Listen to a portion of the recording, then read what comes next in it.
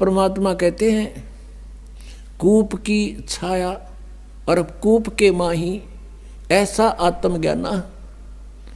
जैसे कुएं की छाया कुएं तक सीमित है, उसके बाहर कोई यूज नहीं कुएं की छाया का। कूप की छाया कूप के माही ऐसा आत्मज्ञाना। आत्मज्ञान तो ये है कि हम कौन हैं और कहां से आए हैं, हमारा यहां जीने का उद्देश्य क्या है, ये तो है आत्मज्ञान। और फिर परमात्म ज्ञान कि वो परमात्मा कौन है, कहाँ है, कैसा है, कैसे मिलता है, उसको हम पाने का प्रयत्न कर रहे हैं तो उससे हमें लाभ क्या है, ये परमात्म ज्ञान। तो यहां सत्संग के अंदर आत्म और परमात्म दोनों ज्ञान बताए जाते हैं। अब ये सबको मालूम है कि हम यहाँ क्यों फंसे हैं, हम जीव हैं, ये बताते हैं सभी हम जीव हैं और जीव का धर्म जन्म और मृत्यु है। और हमने यहाँ भक्ति करके स्वर्ग में चले जाना है। स्वर्ग में जा करके क्या करना है, वहाँ अपने ठाठ भोगेंगे, मौज करेंगे, वहाँ मौज कितने दिन करोगे, बस फिर क्या पता।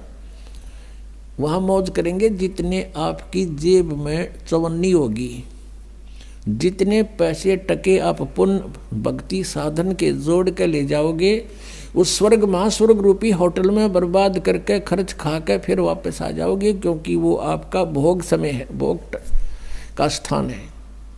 कर्म बनेंगे यहीं पृथ्वी पर आकर।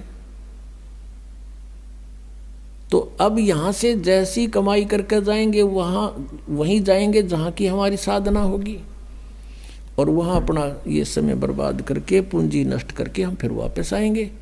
तो ये जन्म और मृत्यु सदा बनी रहेगी।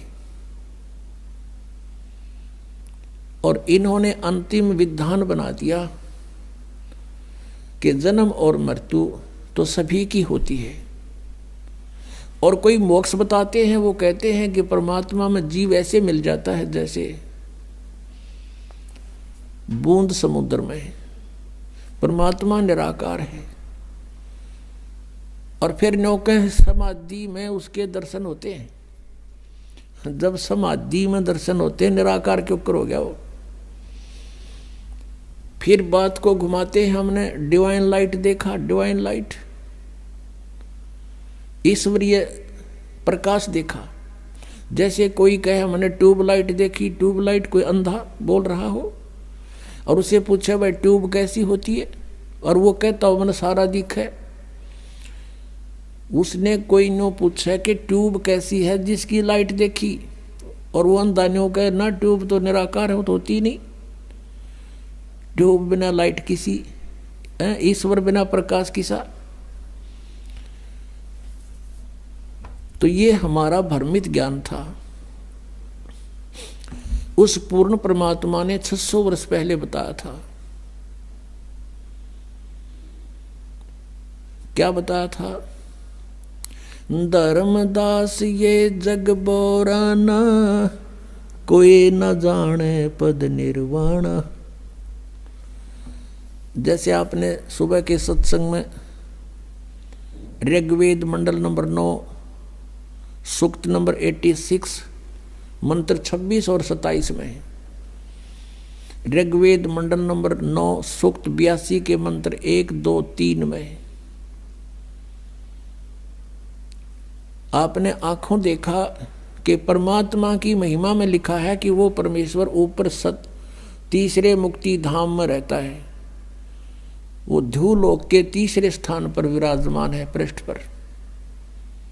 वहां से गति करके अत्यधिक तेज गति से चलने वाले पदार्थ की तरह, बिजली की तरह, आकाशीय बिजली की तरह गति करके आता है और अच्छी आत्माओं को प्राप्त होता है, अच्छी आत्माओं को मिलता है, श्रेष्ठ आत्माओं को मिलता है। तो वो ऐसी लीला कौन से भगवान ने कर रखी है?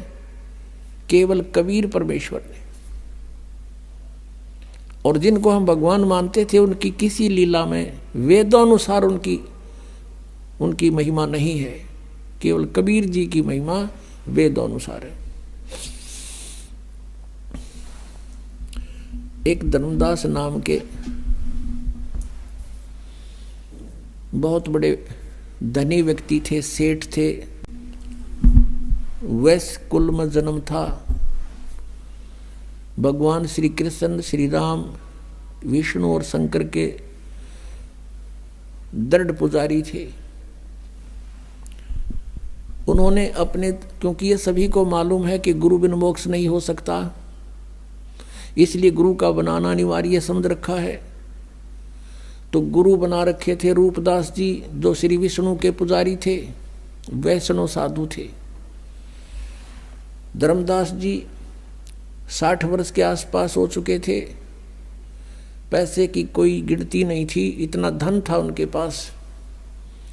सबसे बड़ी बात सोचने की है पुण्यात्माओं कि इतना धनी व्यक्ति भी भगवान की चाह रखता है तो बहुत पुण्यकर्मी प्राणी होता है। जैसा भी उसके गुरुदेव ने बताया था उसी पर वो दृढ़ थे, गुरु के एक एक वचन को फाइनल मानते थे। पुण्यात्माओं, एक नियम होता है कि श्रद्धालु यानी शिष्य गुरु जी के वचन में किसी प्रकार का अविश्वास ना करे, ये नियम होता है। और इस नियम का दुरुपयोग किया इन नकली संतों ने। श्रद्धालु कहते हैं गुरु जो कहते हैं वो सत्य होता है। जब गुरु है सत्य को नहीं, उनका ज्ञान सत्य कितना होगा। जब गुरु ही नकली है, इनको कह कह का पता नहीं, तो इनका ज्ञान हो ही नहीं सकता सत्य। लेकिन वो अनजान श्रद्धालु उनको गुरु मान रहे हैं, सतगुरु मान रहे हैं, और वो कति अज्ञानी है। अब ये दास के वर्ड जो आज सुन रहा हो कोई प्रथम बार, तो यूँ सोचेगा कि रामपाल तो अपने आप ने सब तो विद्वान मान रहा है। कि नहीं, दास कोई विद्वान नहीं, लेकिन गॉड गिवन ज्ञान जरूर है दास के पास। विद्वान तो परमात्मा है और उन्होंने ज्ञान हमें दे रखा। उस ज्ञान का एक डंडोरा पीट रहा दास तो, कि ये ऐसा है, ऐसा है, ऐसा है, बस भगवान ने बता रखा है। उसका दिया हुआ धन है, दास आपको बांट रहा है। कोई ले सकता है तो ले लीजिए। तो जैसा भी उस प्यारी आत्मा को उसके गुरु ने साधन बताया था, उसी के आधार से वो चल पड़ा। गुरु जी ने बता रखा था कि हरे कृष्ण हरे राम, राधे श्याम सीताराम, राधे राधे श्याम मिला दे। ये गुट्टी प्यार रखी थी कि ये मंत्र पार कर देंगे। ओम नमः शिवाय, ओम भगवते वासुदेव नमः, ये पता नहीं 20-25 तो इस तरह के मंत्र दे रखे। और एकादशी का व्रत और 68 तीर्थ पर जाना अनिवार्य है।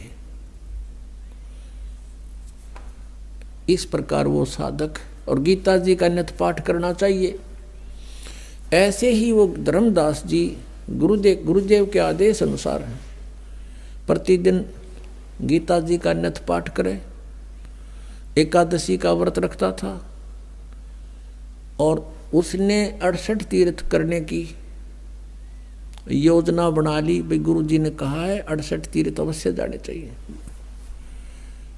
तो वो ऐसे ही घूमते घूमते मथुरा पहुंच गए। अब द्वारका तो न पाई कोई ना, क्योंकि द्वारका तो समुद्र में डूब गई थी। ना द्वारका भी धक्के खुआओ। ये कृष्ण जी एक तो सुख कर गए थे कि वह द्वारका तो कोई ना रही उड़ा चौक बुलाओ ना, तो वहां भी धक्के खुआते, बहुत दूर पड़ा हो यहाँ से।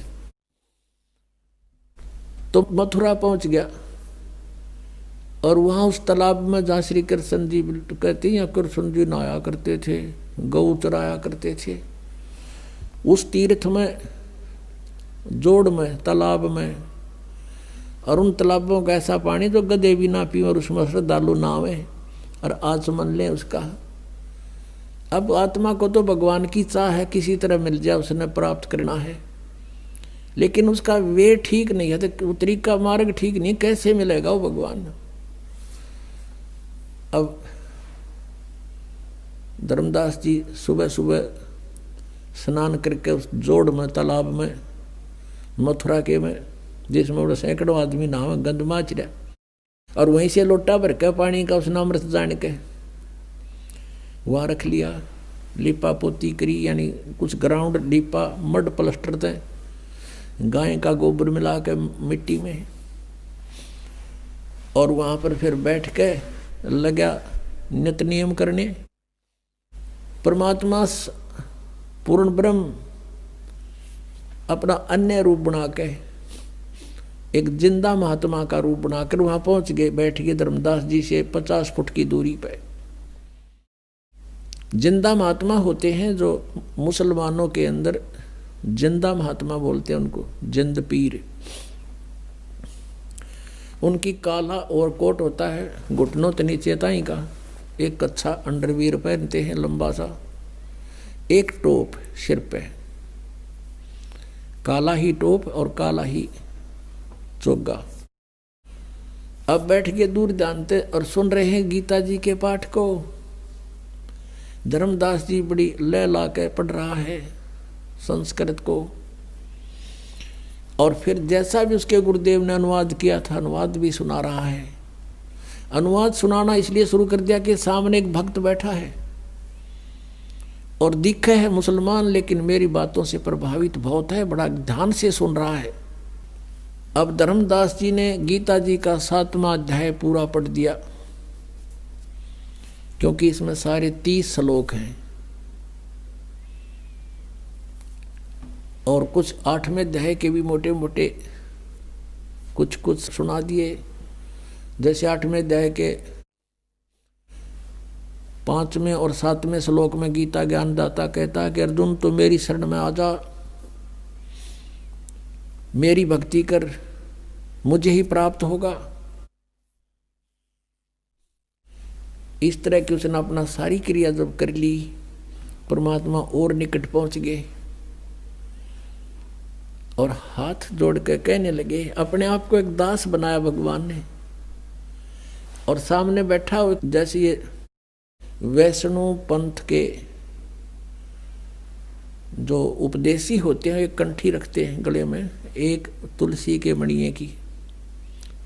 मणिये की एक माला, और तिलक माथे पे, और एक धोती कुर्ता सा बस वैसे लपेट लेते हैं कपड़ा सा। ऐसी वेशभूषा बना रखी, वो सन्यासी वैराग ले लिया उसने, यानी अपने गुरुदेव जी से एक साधु का रूप बनवा लिया, क्योंकि 60 साल का से भी ऊपर उम्र हो गई थी। एक लड़का था, वो अपना कारोबार संभाल रहा था, तो वो अपना भक्ति मार्ग पर चल पड़ा था। भगवान ने, परमेश्वर ने करबद्ध होकर कहा कि हे वैष्णव साधु, हे महात्मा जी, मैं सब जगह भटक लिया, मेरी शंका का समाधान नहीं हुआ। अब धर्मदास जी फूल गया। अकबोल भक्त, क्या समस्या है तेरी? कि मुझे एक प्रश्न का उत्तर नहीं आया, किसी ने नहीं बताया। क्या? कि कौन ब्रह्मा का पिता है, कौन विष्णु की माँ, और शंकर का दादा कौन है, हमको दे बता। धर्मदास जी हंसे पहले तो कि वाह भाई वाह, आपको हमारे हिंदू सदग्रंथों का पता नहीं, इसलिए आप ऐसा बोल रहे हैं। भक्त, ये तो अजरो अमर हैं, इनके कोई माता पिता नहीं है, ये तो सर्वेश्वर हैं, ब्रह्मा विष्णु जी शिव जी, ये तो बड़े समर्थ शक्ति हैं, अजन्मा है, इनका कोई माता पिता। परमेश्वर ने कहा कि आप अपने सदग्रंथों से परिचित नहीं हैं महात्मा जी। श्री देवी भागवत में पढ़कर देखो, तीसरे स्कंद में, इनकी जन्म मृत्यु होती है, ये अविनाशी नहीं है। अब उस समय ये संस्कृत में थे सारे, तो वो उसने एक ब्राह्मण से पूछा कि ब्राह्मण इसमें कहीं लिखा है? तो ब्राह्मण ने कहा, पढ़कर सुना तीसरे स्कंद में। ब्राह्मण पढ़ता पढ़ता एकदम चुप हो गया, कहने लगा, भाई लिखा था, पर ये तो वैसे लिख दिया होगा। अब धर्मदास के वह बात खटकता गई, वे वैसे गीता इन कैसे पुराणों वैसे कैसे लिख दिया। फिर परमात्मा ने कहा कि बात सुनो, आप 7वें अध्याय को पढ़ रहे हो। 7वें अध्याय में इस गीता जी के पढ़ने से क्या लाभ होगा आपको? यदि मैं भी पढ़ने लगूं, आपका अनुयायी बनूं, तो इस गीता जी के नित्य पाठ से क्या लाभ होगा, ये बताओ मुझे। धर्मदास जी ने कहा कि इससे ये मोक्ष होता है। एक राजा ने पढ़ी थी, उसको संतान होगी, एक ने ऐसा पढ़ा था, उसको ऐसे हो गया। परमात्मा ने प्रश्न किया कि एक किसान का पुत्र था, एक किसान था, उसके वृद्ध अवस्था में एक पुत्र प्राप्त हुआ, इकलौता। अब किसान ने सोचा कि मेरी मृत्यु के बाद कहीं ये पुत्र मेरे व्यवसाय से अपरिचित ना रह जावे, मैं ये युवा होगा तब तक मेरी मृत्यु हो जाएगी। उसने अपना सारा अनुभव एक बही में लिख दिया पैड पे, और कहा बेटा जब तू सियाना हो जा, बड़ा हो जा, खेती करने लगे, तो मेरे इस लेख को अवश्य पढ़ना। अब वो किसान का पुत्र उसको पढ़ रहा, अपने पिता की मृत्यु के उपरांत उसके द्वारा दिए गए अनुभव के उस लेख को डेली पढ़ता है।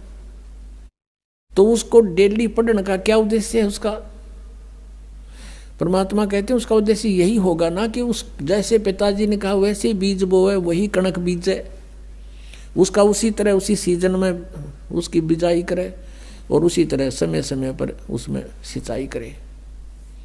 कहा जी हाँ बिल्कुल ऐसा ही है, और उसका फायदा क्या लिखने का?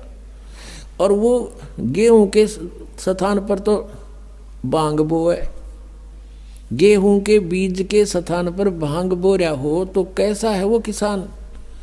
अगो तो मूर्ख है, मूर्ख है तो वही बोनी तो लिख रखा है, लिखा हुआ उसमें। तो भगत जी जो आपकी गीता जी में लिखा है, आप वही बीज बोगे, वही शास्त्र अनुकूल साधना करोगे, वही नाम जाप करोगे तो लाभ होगा। बीज भक्ति का नाम है, और बाकी जो धार्मिक क्रिया है ये खाद और पानी सिंचाई है। तुमने बीज ही गलत बो रखा है।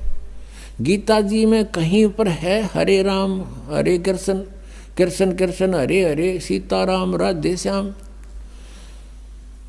राधे राधे श्याम मिला दे, ओम नमः शिवाय, ओम भागवते वासुदेव नमः, है तेरी गीता जी में कहीं लिखा? नहीं। फिर तू इन रट्टा लाने लग गया तो उस किसान के मूर्ख पुत्र से कम है?